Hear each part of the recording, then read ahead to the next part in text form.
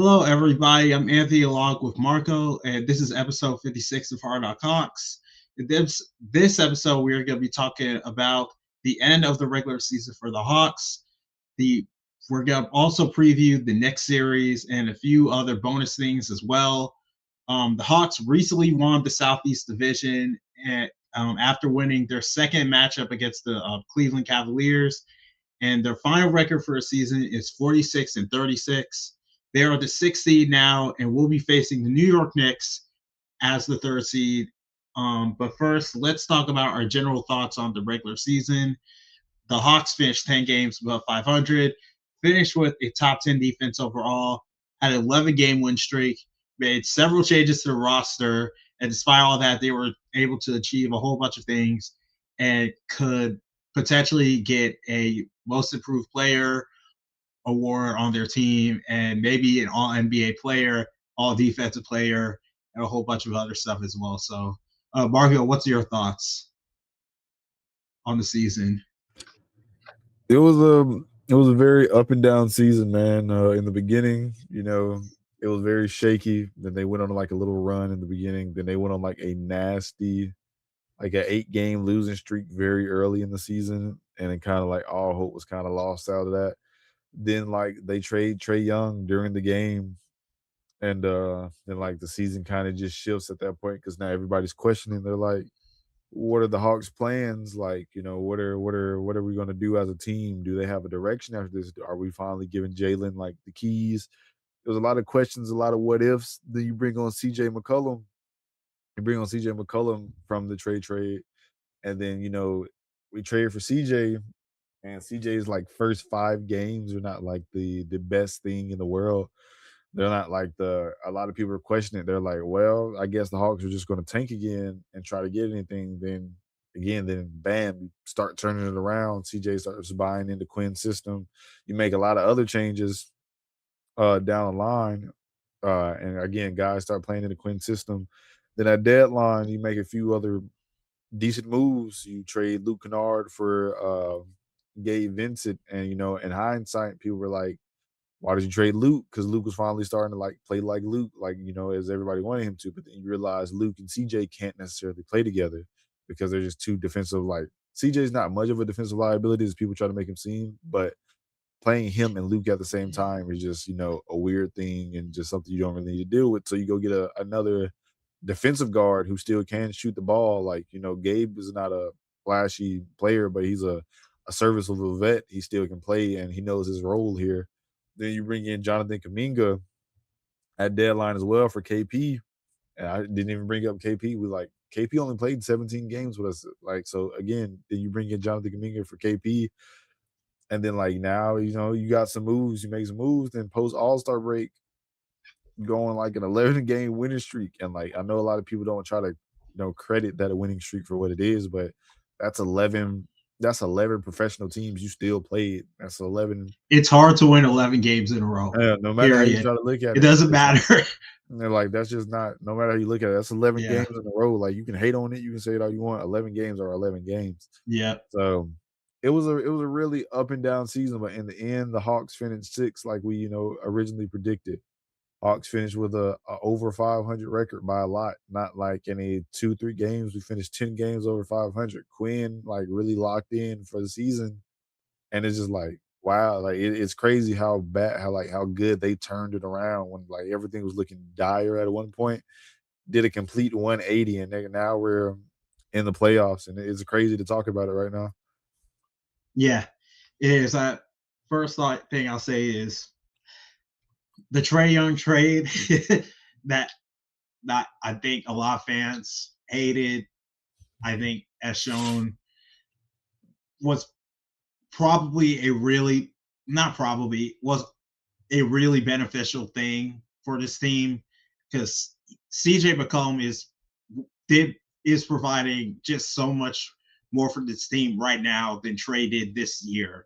Yeah. Because I think right now Trey just wasn't providing the offensive. Like we were able to just more or less. You were about to say something, or I mean, it would just it's one of those things where I like Trey. You can search my tweets or whatever. I Yeah. very much defended Trey, whatever. But it was one of those things like it was just time to break it up. It just wasn't working. And Trey It's felt that himself too. He said on his podcast. CJ fits more on this team, especially defensively, because now you can arguably say there's no really bad defensive weak links on this team, and that has helped improve this team so much now, right? Yeah, Because when Trey was on the court, they were just so bad defensively, but now you have CJ McCollum, who's yeah, he's not that great defensively, but he's 6'3", he's stronger. You know, he can do a whole lot for his team. His shooting, yeah, his ball handling, it helped improve this team so much. And the fact that he was able to get into the starting lineup, and it's arguably the best starting lineup in the NBA, despite everything, despite like other starting lineups having Wembanyama, Jokic, like it's insane. You know, he has helped improve this team so much, and I think that's probably for me. I think that's probably the biggest surprise of this season. I think there's other things that surprised me as well, but CJ McCollum, that's huge for us. Nickel Alexander Walker, I I don't know what else you can say about him at this point. People have praised him so much. yeah, He's awesome. Like yeah. he's gonna win Most Improved Player. He I there's just so much good about this season. Jalen has been awesome. Dyson, I thought Dyson was better this year than last year, even though he didn't get the steals record.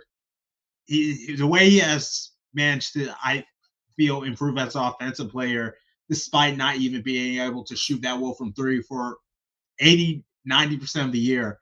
Yeah, That says a lot about him. He managed to improve himself despite struggling from that one area offensively. Most players, if they were just struggling that badly from three, they would just give up, or they would just struggle, or eventually they may get benched. But yeah. Dyson managed to compensate that by rebounding the ball well, improving his passing, stuff like that.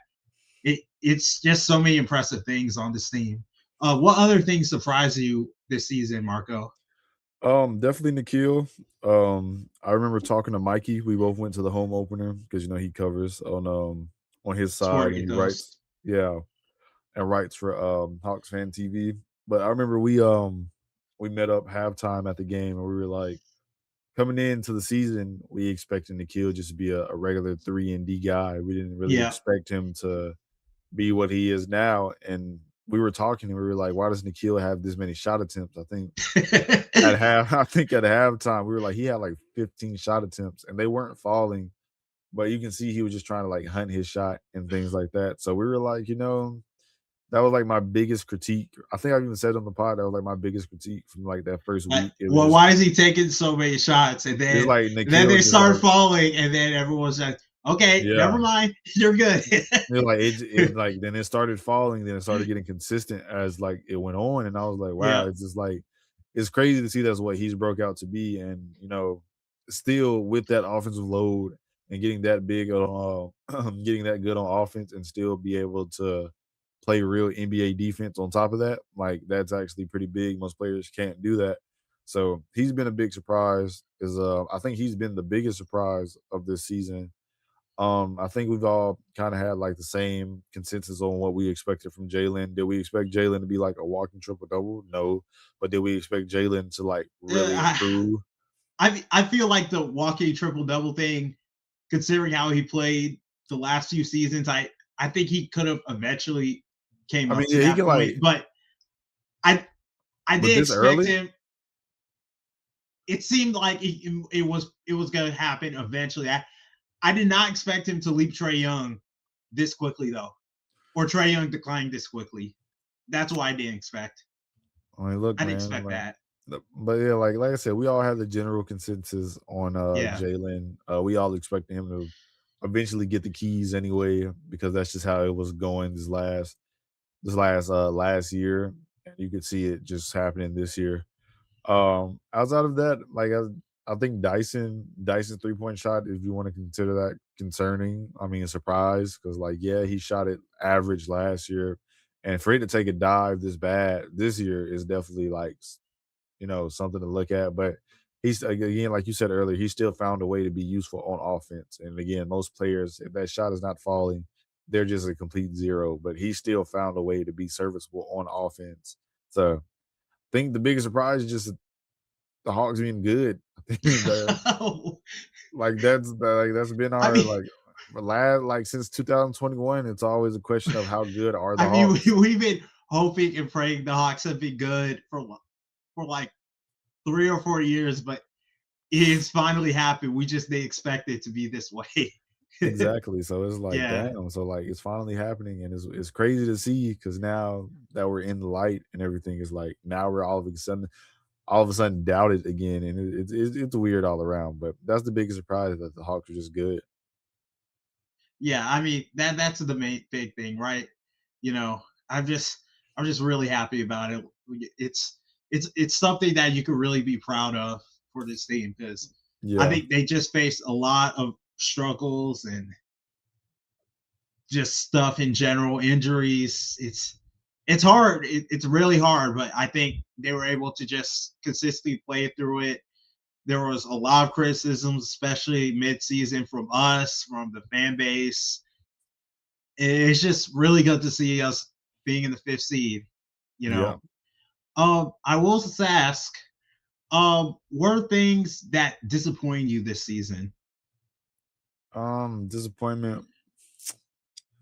I think the biggest thing is the Trey Young breakup because it didn't really end like, you know, it didn't end messy, but it didn't end on like a happy term either. Like, it was just kind of it's expected, like we knew that we saw that coming type thing, whatever. So I think that was kind of that um and probably just not Yeah.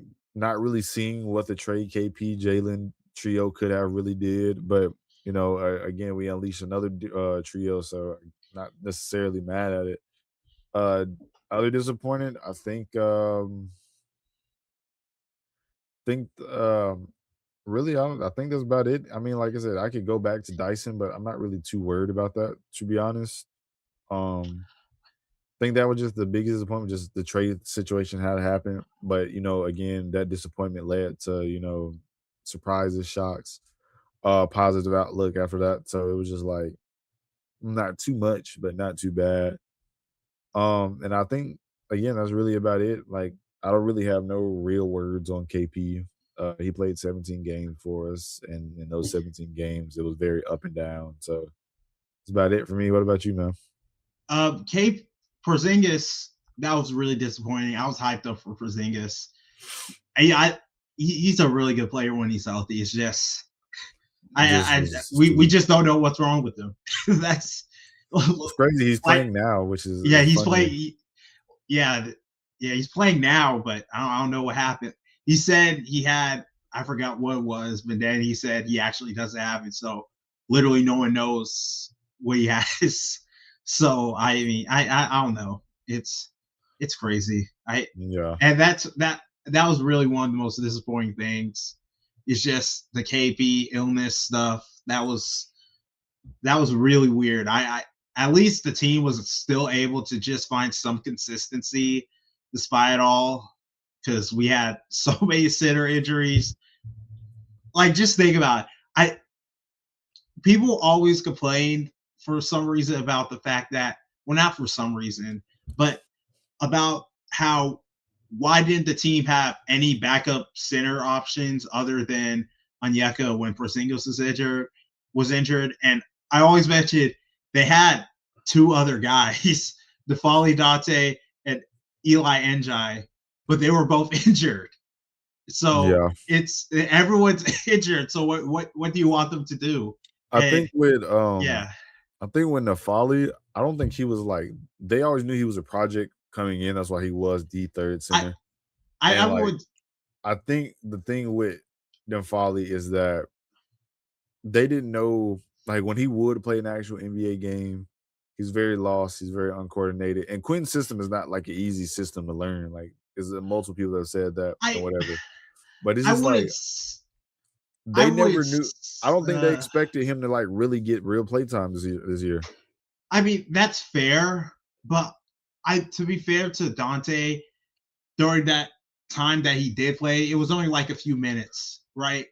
I I didn't expect him to be like instantly good or whatever. And I don't think it's fair to him to expect that, you I know. mean, yeah, of course, but he was solid in G League when he did play when He, he he played was down really good. South Park. He was there were But that's scouts where saying he was he was the also. That's where he was also getting hurt at. That's where he actually yeah. got hurt at.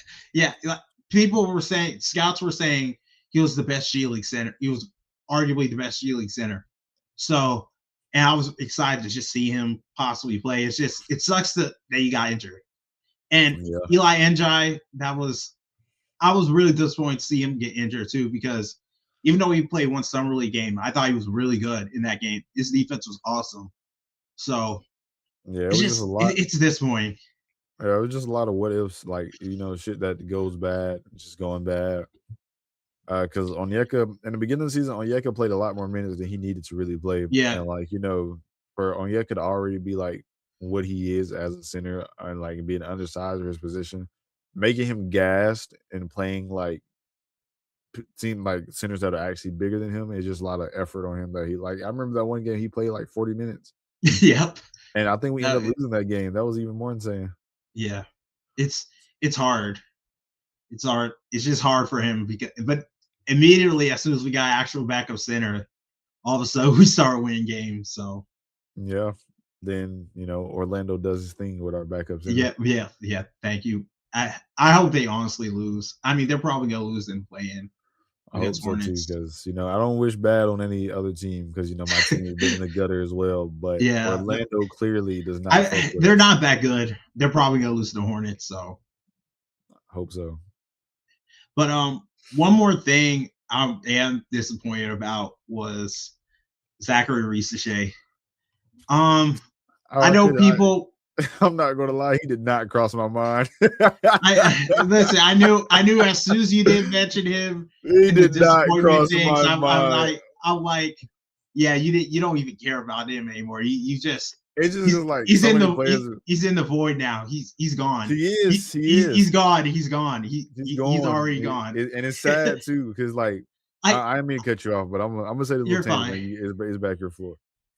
Zach, it's sad what happened to Zach because like you don't see most like sophomores take that big of a step back. Like you finished the season last year averaging almost 13 on decent shooting, but now you're averaging like 9 points on like same volume kind of, and it's just like what happened? And like I see people say like Quinn hasn't like drawn up a role for him or whatever. But I don't think Zach knows what he is as a player to give him a role. Like you even try to put him as 3 and D, he over certain like he just can't. It was a lot with Zach, and I think, and I said this on the episode with Brad that we were never the perfect team for Zach. I get why we drafted Zach because we needed a wing. But Zach needed to go to a team where he's allowed to really make mistakes and really learn what he is as a player. And with the Hawks, we're trying to win this season. A lot of people did not want to admit to that in the beginning of the season, whatever. But the Hawks were trying to win this season. You can't play Zach for so long that he just keeps making these mistakes I mean, when they're trying to win. the issue is with Risichet right now is that he is. I think initially when drafted, I think people thought he was more NBA. I think I literally said this on the Brad Rowland podcast too. I think people thought he was more NBA ready than initially. You were one of those people. Yeah, I wasn't. I said Yes, you Klingon. were. I literally said Klingon, But dude. did you say? But you were okay with Zach, and you did believe that I Zach could have a real, was a real player yeah, on the and team. that's fine. That's fine. I'm a fan of my team. I want the I'm a fan of guys my that are team too, drafted. but I'm a guy who wants my team players that are drafted hey, to that's be fair. good. That's fair. Like But you that's can fine. tell. You And can tell. I see the potential. My thing is that with Zach, the problem is right now is the Hawks are clearly very good with Uh-huh. the starting lineup and with the way they play post All Star break. They're playing like a very good team. And the problem is that because they're playing like a very good team, they're not going to really waste time with Reese Shea's development. Exactly. So it's really difficult to see a role for him right now, honestly, when you have someone like Kuminga, who's also not very good on offense, but is a better defender and is just more consistent. So, I mean, Reese Shea is in this weird spot. So for me,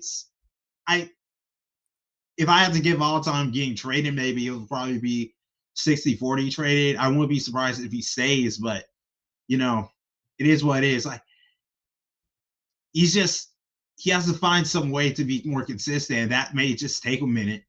It may take a few years, but with the way the Hawks are playing and the fact that the Hawks are actually good now. The Hawks are a plus 5.5 when a Ricochet is off the court. I mean, I know that. That's why I'm saying, like, it's just like you don't have to tell me about. No, so I feel like I got to do a victory lap on this. It's the end of the season. I do have to do a victory lap on some of you. I'm sorry. A victory lap? I hate that. I do hate. So I don't want to make it sound like I'm just a blatant hater of him, because I did give him a fair rookie season, and he did show me something. A fair rookie. Oh my god! And he gave me something to work with, and then I think even Brad said this on one of his podcasts on one of the episodes, and he had a guest star or somebody on there. Most rookies just don't most sophomores don't take that big of a leap back, but also it would just Brad didn't say this part. This is coming from me though. It was just poor. I get why we drafted Ricochet. I very much do, but it was poor evaluation by the front office. So when you knew you were going to try to win, he could be good in 3 or 4 years. We don't know that. Even no, we don't know that. We did. I'm tired of y'all saying we did. When he was in the French league, he still was the player he was now. But I'm asking. I mean, you literally don't know. He could be good. He could, but we don't have years. We don't have that 3 or 4 years. That's not how you take That's the issue. That's not how you evaluate. That's not how you evaluate a prospect of what you're trying to do. That's not how we should evaluate that. Did you expect in January that the Hawks were going to take this much of a jump in the record from basically being below 500 to where they were now? This is irrelevant because he didn't contribute to that. No. He didn't contribute to that. No. We're talking about Zach. Zach didn't contribute to that. I'm asking you right now. Did you expect the Hawks to be this good right now in January? I expect us to be better because we had the less strength. We had one of the best strength of schedules post All-Star break. My point is that Reese Shea, he's young. He's clearly a project. Did Reese Shea have anything to do with that 11 game win streak? I mean, our worst lineup is with Reese Shea involved.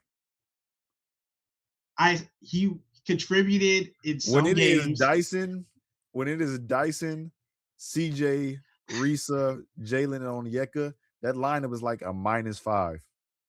And then I agree with the benching. I agree with the benching and replace it with Nikhil. We somehow just have the best lineup in the league now. I agree with the benching. I didn't have a problem with the benching. Like I said, the problem with the Hawks did, first of all, Landry had way too much say-so in that draft. I know he's a GM, but Landry who would you draft in 2024? Because honestly, I don't think anyone in that draft. I would have went with either Star, Montas, or Klingon. I said that. I would have went with somebody that has a real. I don't think any of them would have started right now for this team, except maybe Klingon. Quinn wanted Klingon. Klingon probably won't start over Onyeka. Montas, we'll be honest. Depends on what you want to run. Because they probably won't have started him because they're not better than the lineup right now. Montas is even a positive on his team right now. It's the whole Chicago. You can't take rebuilding teams at face value like that. That's not how that works. You cannot. It's just like the Wizards. No, you can't. It's just like the Wizards. You can point out Star all you want. You can point out Star all you want, but nobody on that team. He's a project on that team. He's literally a project right now. A positive plus minus. The point is that is not how that works. You cannot do that with rebuilding teams. We can go back to when the Hawks were rebuilding. Trae Young was still a negative plus minus. That is not how that works. It would be different if the Bulls were actually good, an actual competing team, and Montas had a negative plus minus. I can't take that at face value when the entire team sucks. None of them are good together. It's just like the Wizards. Bub Carrington sucks. Bilal sucks. That whole team is bad. I cannot single out one person for a whole team being bad. That does not work like that. How am I singling out? Okay, never mind. Either way it go, damn. Either way it goes, the Hawks shouldn't have took him. You don't take that big of a project at one. Again, I get why we did it. They would have taken. Whatever. There were multiple projects at one. Like, who do most you want? Most of these players are actually on their trajectory. They're actually improving. Risa took a real step back to where he got benched. That is not the way. That's not okay. Sometimes that happens, and that's my point. At one, name the last first overall. I don't want to hear this. He's not the normal overall pick. I don't give a damn. What is the last number one overall pick? I agree with trading him. Like, what is the last? No, because now I'm not even talking about trading him. I agree. I'm not even talking about trading. We're not talking about trading him. I'm saying when is the last top 5 pick who actually had a decent rookie season and takes a major step back like that? A major step back? Or just a general step back? He took a major look. He's scoring 4 less points than what he did. And then rebounding, sure. Like the small, even Brad said it, the small stuff is fine. It's good. But he does not impact our winning in our team. I would have took Castle. I mean, yeah, you probably would have taken Castle if you were trading Trae Young, but I think the entire fan base. Listen, I would have took Castle. What? We were trading. Were you going to play Kobe over Castle? I mean, I probably if I knew that they were going to trade Trae Young as a fan in 2024, I probably would have taken Reed Shepherd. I still would have took him. I don't even care if he even. Man, you probably would have taken him. I would. I still would have took him because we still at the time we still had no backup guard. I didn't. You can say Kobe all you want. We didn't know what Kobe was even going to play. His shoulder was still messed up. Did we? I actually think we did have Keaton though. So either way it goes, Hawks messed up on the process. Landry had too much say so, and Reese say I feel like they should have really sat down. And it's even stated that if they could have traded that pick, they would have traded the pick. Nobody wanted that pick because it's just not a regular draft. Whatever. They should have really sat down and been like, okay, do we take who is the closest to their ceiling right now, which arguably could have been Klingon. And even though I argued against taking a true center at one, when you really have to break it down, you got to take what you can take. But I still think Mataz, Klingon, Castle, anybody was a real better pick.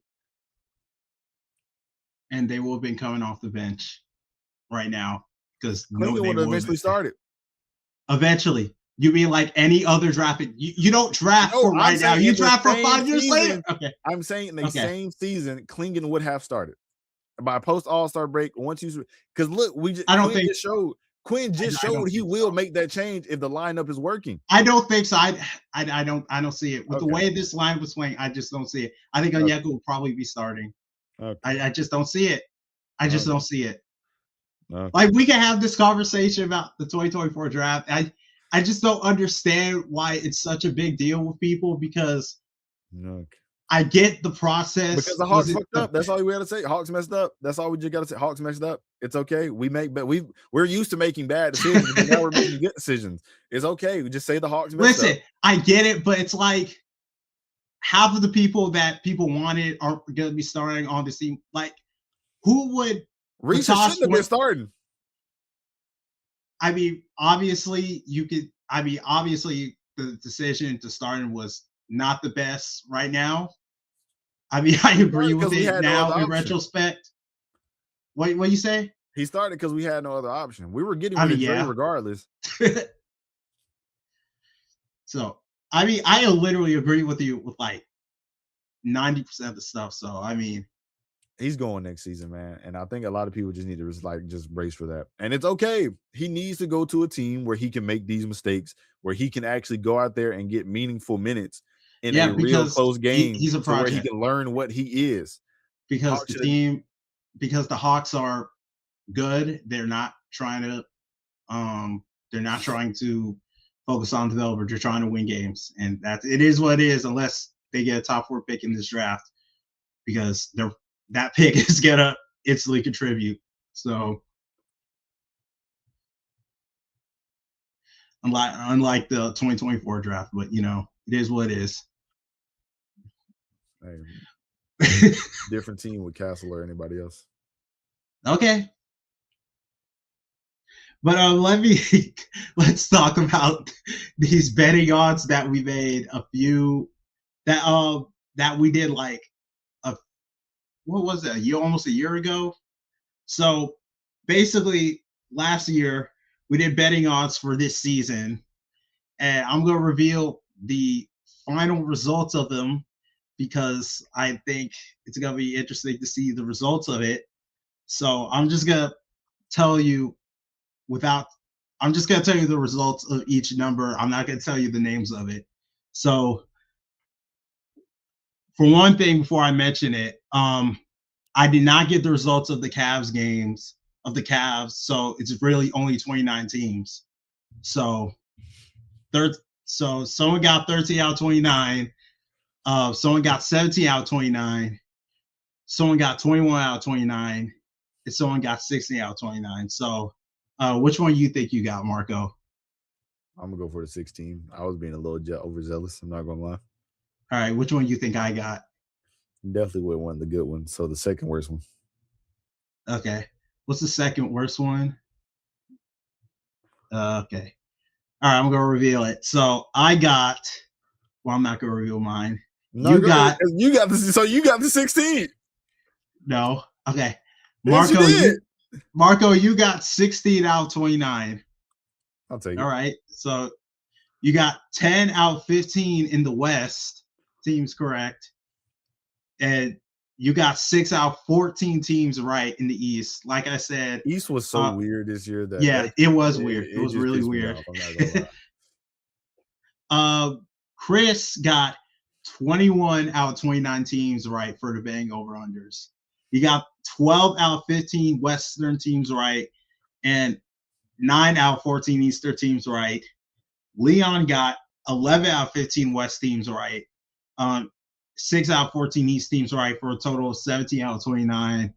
And I got, God, I hate saying this, 13 out of 29. I got 8 out of 15 for the West and East, 5 out of 14. God,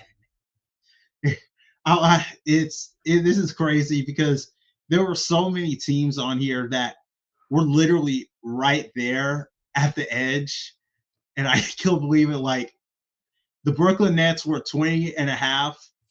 I said over, and they won 20 games. So that was one. Let me look at some of the teams that we basically completely missed on. Boston Celtics, so we completely missed on. Everyone said no for it. Under, it was 42 and a half games. Over under, we all said under. We were all wrong. They won 50 something games. You chickened out on the Philadelphia 76ers because, that's your thing. They were Crazy. just and I chickened out for them on the right reason. Man, that's cowardly. That's like the weirdest team. Cowardly. In the East. That's the weirdest team in the East. Crazy. Another team that we predicted wrong was the Los Angeles Lakers. They end up winning 53 games. We all put under for 49 and a half games, and which is honestly, I think, a bit of a surprise, but that's what happens when you have Luka and Austin Reeves just going off. What else we got?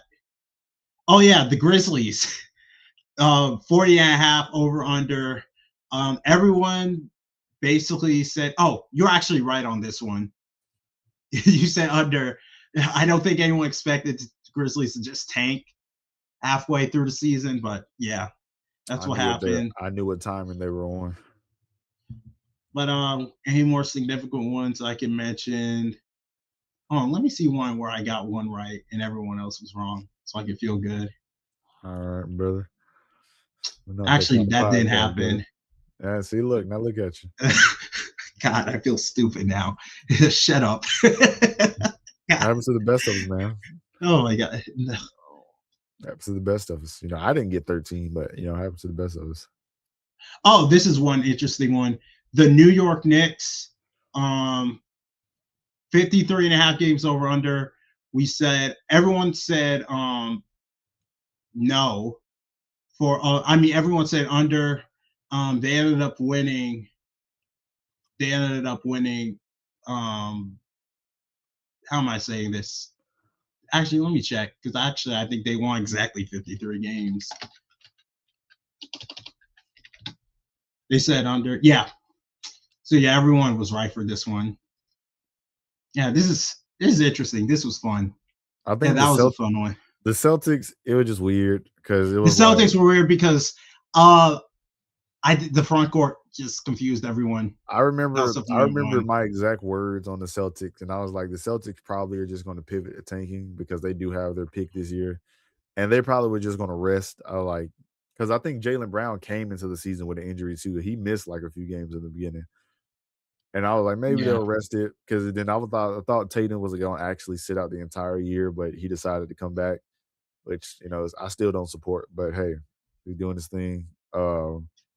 Only one, like I said, I was unconfident about was the 76ers. It's just like the 76ers are so weird, and they 25 game suspension from Paul George because he was on PEDs. yeah, Then Joel misses like multiple extended times, but then when Joel came back, they went on like a 7 game win streak. Then somehow they just like literally were up and down the entire season. Then come to just then post All-Star break, it was just all bad for him, and you just can't predict correctly with that team. It's just too much going on. Even if they're not injured, something will happen to them. yeah. What were Oh, I another am curious. What was the over under for Magic? the over under for the Magic was 50 and a half games. 50 and a half games. We both said under. Um, Chris and Leon said over. And I'm actually surprised about that a little bit. Well, not really, but Not really. you know, Not really. PB no it's J. just they're injured all the time. So, PB no oh, J. last one before we go on and talk about the Knicks. Charlotte Hornets, 27 and a half games. Everyone said over. We were right. That's probably the easiest one I think we had.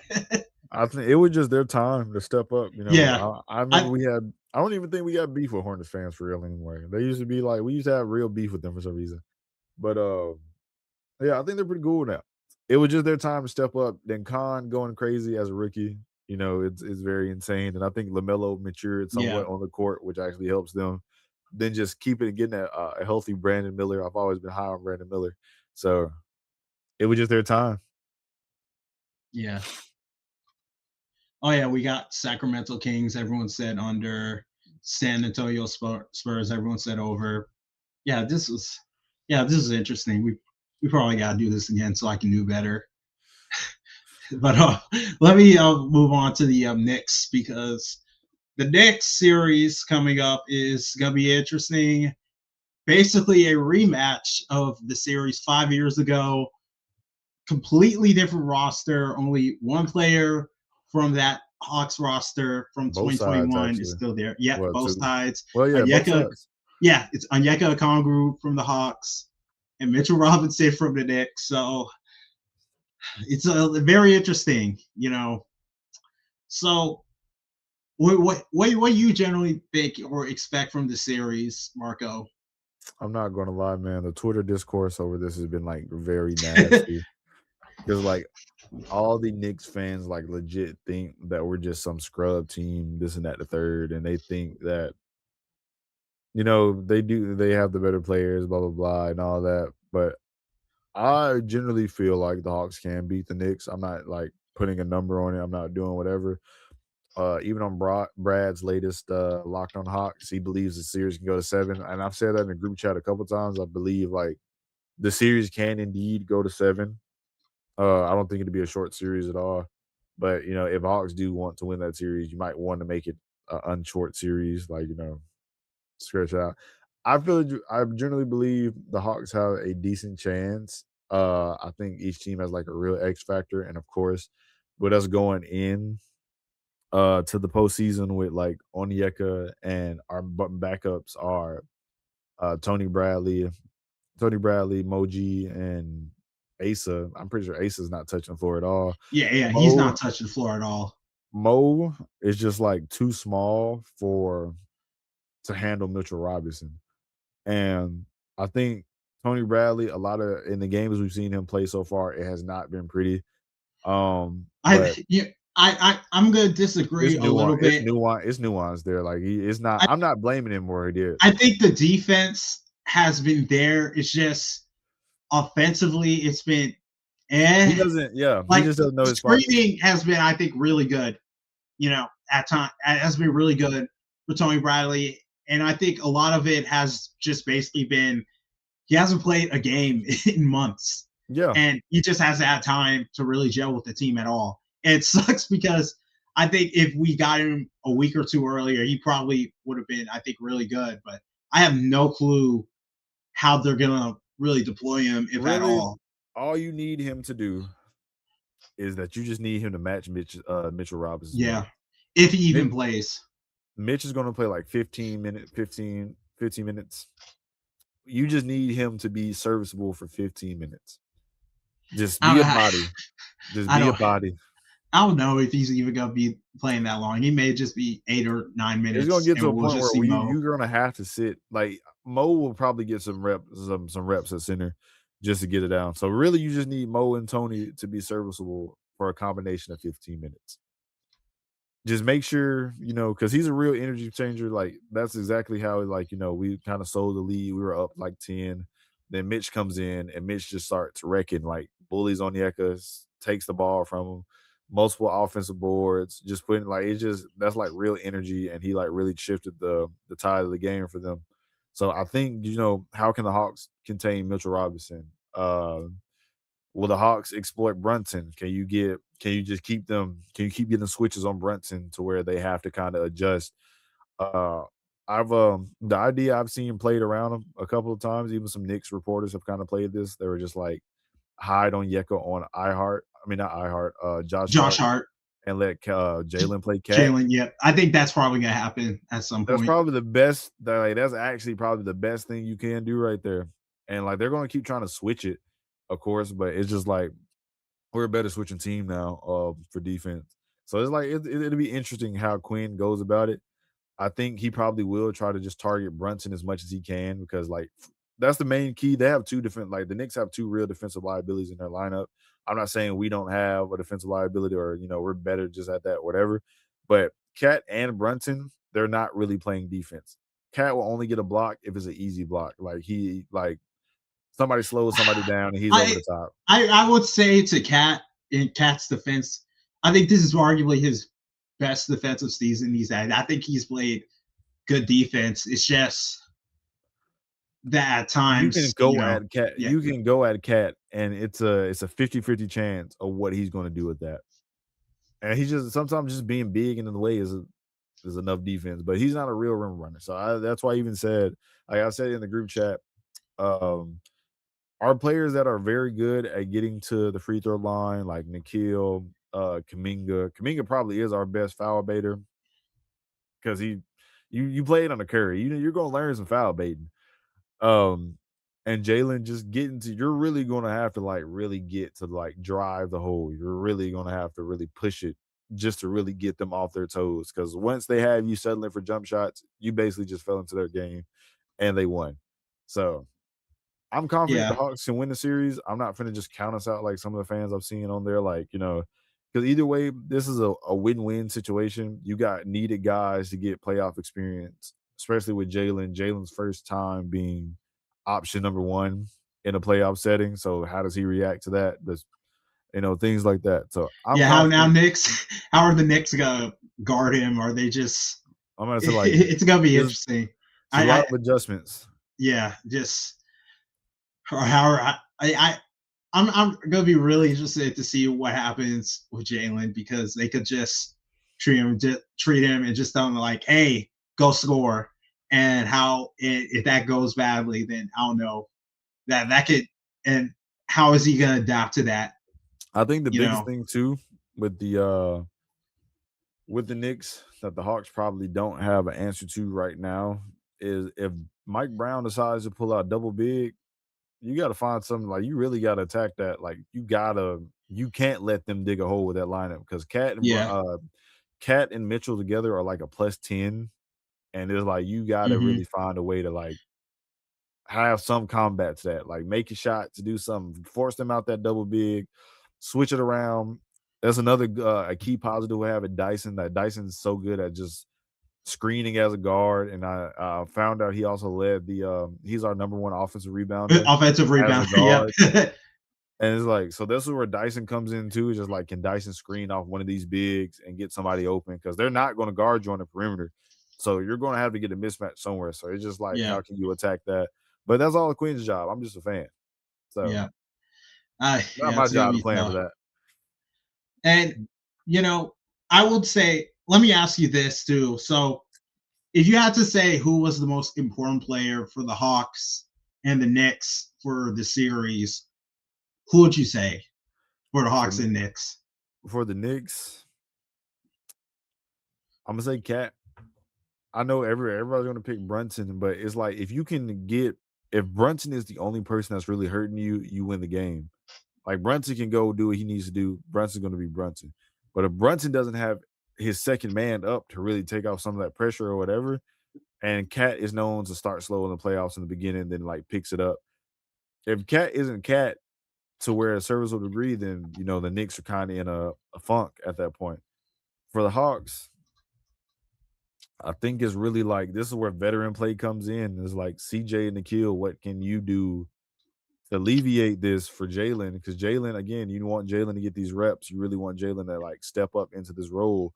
So it's like, what can you guys do as veterans to like really get everything going smoothly? How do you deal with this pressure? Because playing in the Garden isn't easy.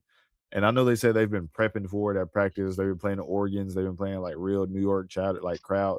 But that's not the real thing. Like that's just it's a different atmosphere when everything is shaking around you and everybody's hype and everybody's really legit yelling in your ears. So like I think CJ and Nikhil will be like X factors for both of us. Like again, just veteranship in the playoffs. Um and just setting the tone for the rest of the team. For me, I am gonna just say I probably an unconventional choice for most important Knicks player. I'm gonna say Josh Hart, and the reason why I'm gonna say it is because He's a playoff riser. He is a playoff riser. I mean it it He's a playoff yeah, you're riser. right. It's just some of the things he does on offense, I think, are going to be very important for the Knicks. It's mainly the fact that for some reason, despite being a basically a 42% three-point shooter, he doesn't like shooting threes. And that is really weird to me, but What's the also volume for that? very I have to check, but he doesn't like shooting threes and he's 3.7 attempts per game. But Uh, despite that, he like one of the main reasons why the Knicks starting lineup is so bad is because he doesn't like shooting threes, and it makes the offense worse. It helps okay. decrease the usage of players like Cat and other players around him. It's if he starts, deciding to, start shooting it, going up and start pulling up, that can honestly change the whole lineup completely and can actually make that lineup, which is actually a net negative compared to our lineup. No, it can change things completely. It can change rotations. It can change a lot of things. But if Yeah. Josh Hart is just scared to even actually do anything or just passes it out or whatever, um, that could just that can honestly just mess things up for the Knicks. I you mentioned the same Lockdown Hawks podcast with the New York Knicks, the Lockdown Knicks guy, and I think we're gonna see a whole bunch of unconventional rotations. We're gonna see probably Landry Shamet, Jose Alvarado, and Jalen Brunson all at once. It's gonna be interesting to see how they combat this because I think the Knicks have a lot of weird issues sometimes with their lineups, despite having individual very good players. And I think Atlanta can honestly tackle those weaknesses if they're able to just push the pace. especially Yeah. because you don't want to turn this into a half court battle because we're gonna lose. So I mean, our half court, we're top 10 in half court, top 8 actually. So I'm still not worried about it. they're better. They're better than us. I mean, yeah, they're top Like four, but I'm I'm not like, trusting it. I'm not. I mean, I'm not again, gonna rely on that. but The that is Knicks a have key been better. factor. Can So the Hawks like I'm not letting them do that. They're can the better Hawks than us run? at. Like again, that is the thing though. Can the Hawks run? Can you do what you're good at? Because that's a big factor. Like that gets a lot started. And New York isn't going to run with you. Actually, they're not going to run with you at all. So Yeah. if you can do your thing, go out there, execute your game. I know a lot of people are going to overreact with game one. Game one is going to look nasty probably, and it is what I it don't know is. about that. I think it's gonna be really competitive. You I know. mean, I'm not talking about like that way. I'm talking about like it's going to be like a lot of sloppy, miscommunications, whatever. Again, it's a playoff setting. I expect Jalen to be a bit nervous, but I don't expect Jalen to be a Yeah. complete zero. CJ, Nikhil, I expect them to do their thing. I think Dyson's usually pretty cool headed on these kind of just play your game, go out there. And I know a lot of Knicks fans have been bringing up like the bench and they claim they have a better bench than us. They do not. Um, I don't know where that actually came from at all, actually. Now our bench does take a dive with no Jock. Jock is confirmed to miss the probably game Yeah. 1 and 2. He's out for 2 weeks. So at the minimum, he's probably gonna be back Game 3. six. Not. I want to say game 3. I would probably say second round. Probably Yeah. Yeah, he's either probably late first round, like game 7, or early second round, if he comes back. But yeah. we don't know, And that's like the and that thing with it. sucks because Yeah, because that's a blow. we need a big physical center, and he can't do And that. he's a body. So That's why I said Bradley, yeah, you gonna have to do something, big dog. It's gonna get nasty. yeah. It's gonna get Listen, nasty out man, there. You gonna have to do something, big I dog. believe in Tony Bradley. You gonna have to do something, Tony man. Bradley FC. Tony Bradley FC. I'm not claiming that, but Tony you Bradley gonna have to FC, do man. something, big I'm dog. playing the flag right now. Hey, you We're can gonna ban the flag all you want, man. I'm not putting that double up. double in game 1. I'm not putting Let's that go up. for it. So you look, like I said, just how you just run your game, play Queen basketball, play Hawks basketball, do what you need to Yeah, do, go out there and just try to just win. Just go out there and compete. That's all you can ask from at yeah. this point. No, We're tensions are playing with high. house money. We're playing with house money right now. Like, Tensions are high. So I mean, hey, what you mean tensions are high? I I mean, mean, you're going against the Knicks, man. It's always going to be high. That's like our ops outside of who Orlando. cares? Who cares? Them our ops, Who man. cares? Like they're the Knicks. Who cares? I'm gonna say, all This right, little the little side. tensions for the Knicks are much higher than for Oh, of us. course, because if Because they look, I don't If want to the say Knicks it. lose, if the Knicks don't win a You already saying it. championship this year, they're changing almost everything. Like they're done. They traded 5 picks for Raquel. Like I don't know, they're If you done. would have had the option, like, would you rather have played the Cavs in the Knicks first round? uh, honestly, considering the matchup potential for Jalen, probably not. I'm gonna say I don't think Jalen does decent against Mobley. Yeah, that's the thing. Because I mean, if Mobley is guarding Jalen, like that could be a hard thing to do. So I would rather Jalen go against a bunch of guards than and Cat than and OG. I mean, OG's really good. I mean, I'm an OG fan, so yeah, I'd rather him go against a bunch of guards and OG than go against Mobley and Dean Wade and Jared Allen, honestly. So Yeah. Hey man, it just depends. I don't know Mike Brown's overall playoff record. I really don't care enough to look it up either. But it all comes down to coaching. I feel like these are two disciplined groups. It just really comes down to better game plan execution. I mean, I can look up his playoff record right now. 50-40. Is that actually his playoff record or is that just AI? Hold on. Come on. What's Quinn's playoff record? Probably not good. I'm about to look that one up right now while we still got to look. Yeah, it is 50-40. And Quinn. I ain't gonna lie, I forgot Quinn's 23-34. shit. Yeah. Ooh. Dang. You know, What is he doing? What has he man, been doing? Okay, Utah's one of those teams, but man. it's all look, new team, new season, new ball game. Let's see, let's get it. Let's get it. All right, I'm not gonna say a projection. I just feel like the Hawks can win. man. You come on. You gotta give a prediction. I What's mean, your prediction, Brad didn't give a prediction. I ain't got to give a prediction. man? Yes, you do. I This is not Locked On Hawks. I This don't. is It's hard knock Hawks, but I the, don't have to you, give one. stop cheaping. Stop I don't chickening have to out. give one. I don't have to give one because I'm gonna easily just say my team. You're okay. I'm gonna give an actual prediction. I am going to say Knicks in 6. Hey, that's right. Like I said, I think I think we're probably gonna maybe win game 2 in a game at home, but I think the Knicks are just ultimately gonna pull it out.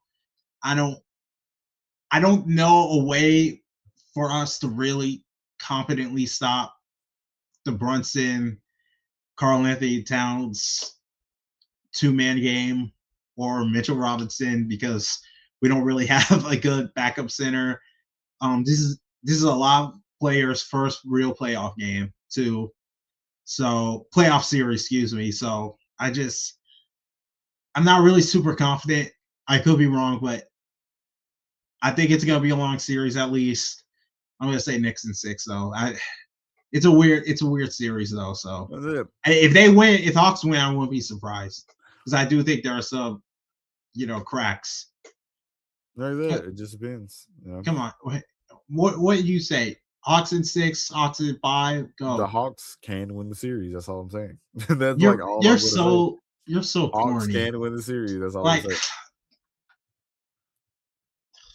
I mean, hey, I have a square as a co-host. That's insane. hey man, Hawks That's can win. insane. Like that's literally the best way. That's literally the best way That's I the can most put that in. generic thing. Okay. That's like literally the best way I can phrase it. The Hawks can win the series. All right. That's fine, I guess. All right. So, do you have any final thoughts Uh, before we sign off? Shout out to Hawks, man. You had a good Chicken. season. You had a good season. Clear improvement from only winning 40 wins last year and bringing it up to 6 seed, and you won the Southeast Division as well. So that's a dub, no matter what. I know some people want, some people always want more, but it takes baby steps. Hawks have a direction, and this is the best direction we've had, best vision, future vision we've had in a little minute. So big season, all like good season all around. So a lot of you people that wanted to fire Quinn, hopefully y'all change your tune because I feel like Quinn locked in like majority once like not trying to say trade was the catalyst, but like once the trade did happen, like Quinn kind of like it just went up from there, and he's learned from lineups, learned certain lineups don't work. He stopped playing Kispert too. Like Quinn clearly is like really on like He's some ready. real coaching. Like he's locked in. So Yeah. good season all around, fun season as well. 11-game win streak was like the pinnacle of Hawks Twitter because that was like a lot of funny memes and stuff. So overall, good season. I'm happy for you boys. Let's try to win a playoff series. All right. My final thoughts, and this is gonna just go to Chris because I know he's not gonna listen to this. Uh, I would re-sign Kaminga to this team next season, and for next 2 years because I think he has been overall really good. So that's all I would say. Wow. And with that, I will see you all next time on the next episode of Hard Knock Wow. Hawks. We may be recording for the playoff Wow. games. We will see you then. Have a Hold on, good don't one. cut it yet. I'm not this not gonna be, but make sure y'all catch make sure y'all follow us because so we can do the Yep. spaces. We got, We that's will be doing playoffs I'm about to reaction say playoff spaces. spaces will be up post game, Yep. pregame, halftime. They will be up. So make sure y'all Yep. follow us. I don't know if y'all can see the little banister moving at the bottom, but if not, Yep. hard KX pod Yep. on X, Twitter, whatever you X. want to call it. Yep. We'll see you then. Like, share, subscribe. Peace out.